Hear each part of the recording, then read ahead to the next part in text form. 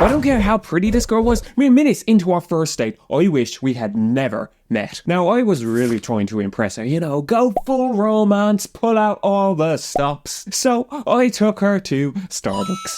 The fact that I had a free coffee voucher was just a coincidence. So there we were, sitting down with our coffees. I barely spoken a single word, and she'd just been droning on and on and on about how great her cat was. And don't get me wrong, I like the furry spawns of Satan as much as that next guy, but this conversation was like trying not to fall asleep in a 9 AM geography class about different types of rocks. But that's not the worst part. No.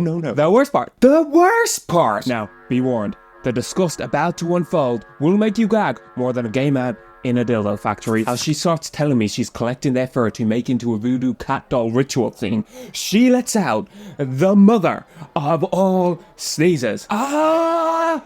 It seemed in slow motion as I see her snot and mucus flying everywhere. All over the table, all over and in the coffees. And then I feel it.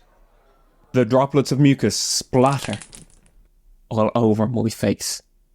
Ew. It was so gross. So gross!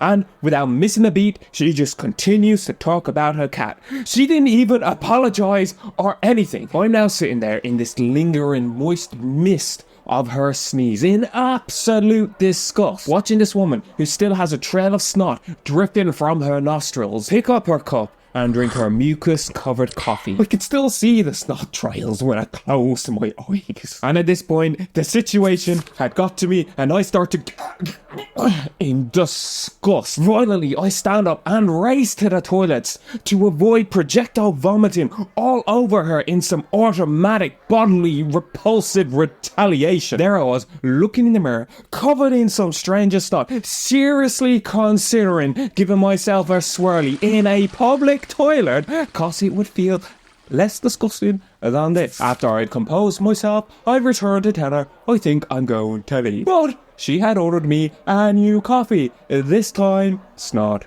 free. So now I thought it would be rude to just immediately bolt, and suddenly, without any sense of shame, this woman, she takes my sneeze-infected, half-drunken coffee and downs it, places the finished cup down on the table, wipes her snotty nose on her sleeve, and gives me this awkward smile. So you'll be shocked to know there was no second date.